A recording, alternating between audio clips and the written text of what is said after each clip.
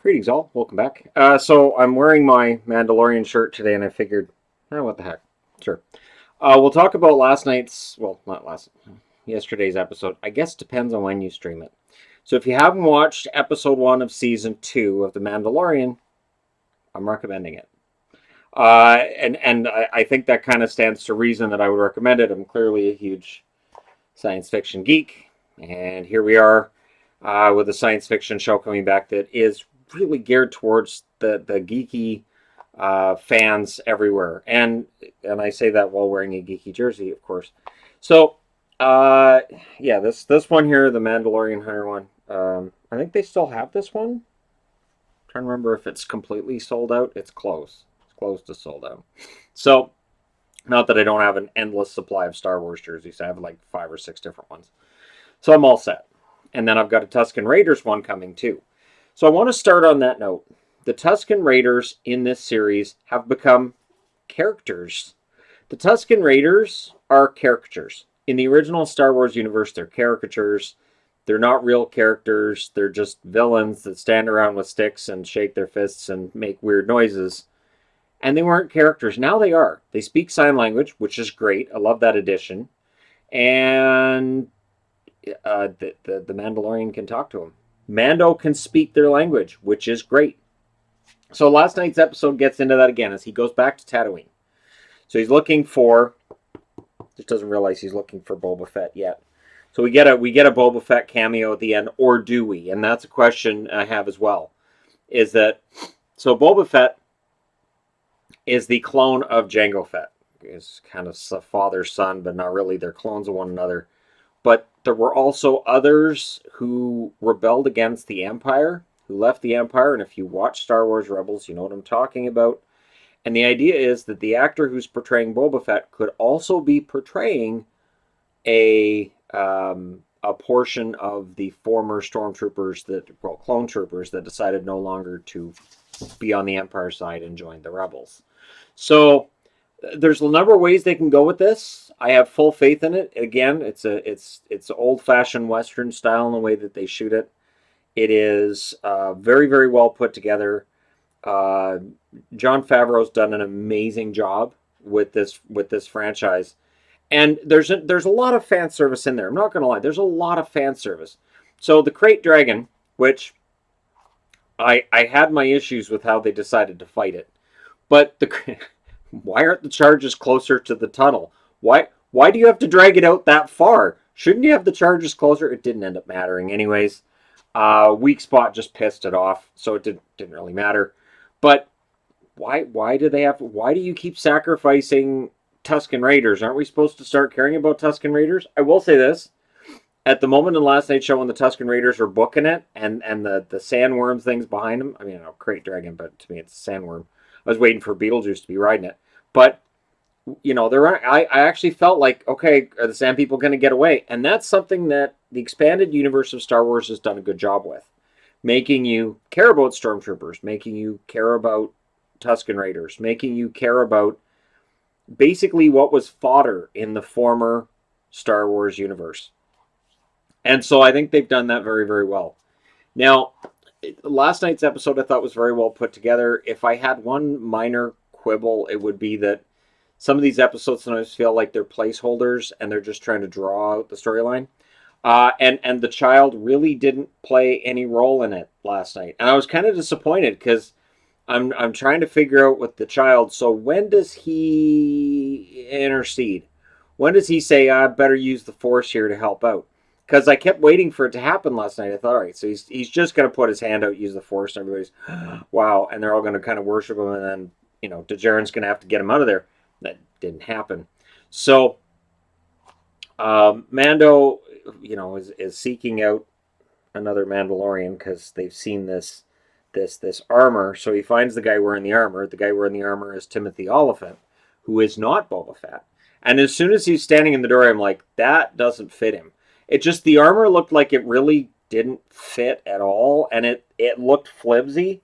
So when you've got Mando with this fantastic new silver armor looking badass, and then you've got the original Boba Fett style, and you're like, that looks flimsy. So I thought it was well done, the idea of him being the marshal and And again, it really is a country and western the way this show is made. Um, I thought they did well with the entire storyline between the Tusken Raiders and the townspeople, and not only that, but the fact that the townspeople and the Tusken Raiders have this feud because they've killed each other, and the Tuscans have their reason, and the settlers have their reason, and they're at odds with one another. I honestly, I think there's enough room there that if at some point in time Disney went, we're going to make a spinoff, call it Tatooine. We're going to put this visionary director in charge, and we're going to do a whole season on Tusken Raiders and their relationship with humans, and we'll show how they interact with bounty hunters from Mos Eisley and stuff. I think it could be great. One thing that we continue to see with the Mandalorian is that the original idea behind Star Wars, the original idea behind Star Wars for George Lucas was that it was a family story, right? And it was the Skywalker family was who they were telling the story about. This show proves that what we've always known as fans, that universe has so much more in it. It's great to tell a Skywalker story, that's fantastic. This universe has so much more to offer than just Luke, Anakin, Obi-Wan, just that core story from the original trilogy. There's so much more in that universe to unpack. It's basically endless, and it's why I got frustrated with the prequels, and I got frustrated with the J.J. Abrams rebooted sequels as well. I like those movies. I do enjoy those movies. There are reviews for those movies on this channel. I do like them a lot, but there's so much more they could have done, and it's like there's so much more to this universe that they didn't touch on, that they didn't do. So I'm glad to see that with The Mandalorian, we're seeing what else you can do with the universe, and Disney is seeing you can make money on it. Because let's be honest, the people who okay these stories that are big budget stories, they have to see they're going to make money on it. This is why they recycle old ideas. They know the old idea creates money, so therefore they're willing to sign off on it. I'm telling you, this universe has so much more to it, and they don't have to go back and let's retell stories about Boba Fett from back when. Let's retell stories with Obi-Wan. You don't need to do that. We can create a whole new universe around Star Wars and make it better. So I think last night's episode was really well done. At the end, that is Boba Fett, but I don't know that the actor's just going to be Boba Fett. I'm kind of hoping he's not, because the clone troops that decided to join the Rebels, that was a fantastic storyline that was done in Rebels. Rebels in general is really well done. The battle scenes are so smart. If you haven't seen the episode where they're kind of fighting during a sandstorm, and so the Imperial Walker can't see them, it's just so well done. The whole battle, it reminds me of Wrath of Khan, which of course is probably, I think, the battle at the end of the Wrath of Khan is the most brilliant battle I've seen in any universe of Star Wars, Star Trek type, because every shot mattered, and I've talked about that before. And with Mandalorian, it feels like we're back to that every shot matters. When you've got like endless lasers on the screen and nobody's getting hit, takes your brain out of it. Your brain goes, there's no actual danger here. I'm checking out. Let me know when something actually happens. So the idea of making it so that there's actual danger involved and that every laser blast is important. Part of that is making the stormtroopers actual characters, Tusken Raiders being actual characters, and all of this. It's very well done. I'm really looking forward to getting my Tusken Raider jersey from Geeky Jerseys as well. That's on pre-order. It looks absolutely fantastic from what I saw of it in the pre-order. And on the back it's got Aurora is the is the name on it, because that's the name of the one that knocked down Luke Skywalker in the original Star Wars.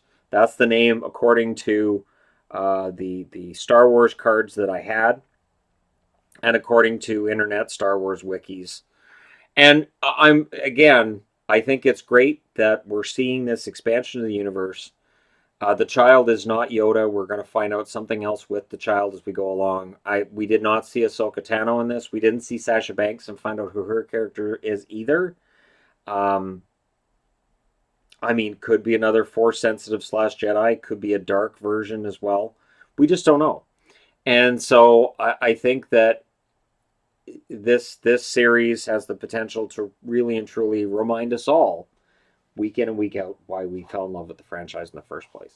Star Wars was always like when I was a kid. Those movies were great. I memorized all three movies, watched them over and over and over again. And then the new ones came out, the prequels at the time were the new ones, and I was kind of, I mean, I was excited at first, and then it sort of really faded because there were a lot of things that didn't make sense and took me out of the movie. And then Attack of the Clones came out, and that was kind of meh. And then and the problem with Attack of the Clones was everything being CGI. So your eye looks at that and goes, "That's not real." And that's robots fighting against clones. So why do I care? Again, there's no actual danger. Who cares if a bunch of clones and robots are destroyed? Nobody. So it's just throwing a bunch of crap at the screen and expecting people to love it.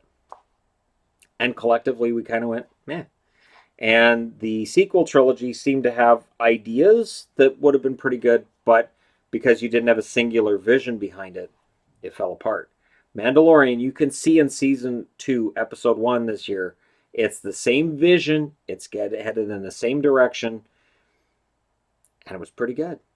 It was honestly very enjoyable. I'm very happy that we have Disney Plus for that. That's about the only thing on Disney I really watch. It's interesting. The kids watch Disney Plus all the time. I don't really have much on there that I watch. I find more on Netflix. I even got Shudder for Amazon Prime. I added Shudder to that because Shudder's got some stuff in there that I haven't seen in ages that I'm so excited to be able to watch again. Maybe do like reviews on here where I talk about those movies and try to compare how I remembered them to how they actually were. Because with horror movies, you can have a visceral reaction that you look back on 20, 30 years later and go, did that make any sense? I don't think I should have had that reaction. But anyways, there you go. Thank you guys so much. Let me know what you thought of last night's episode. Well, yesterday's episode. I keep wanting to say last night because I watched it last night.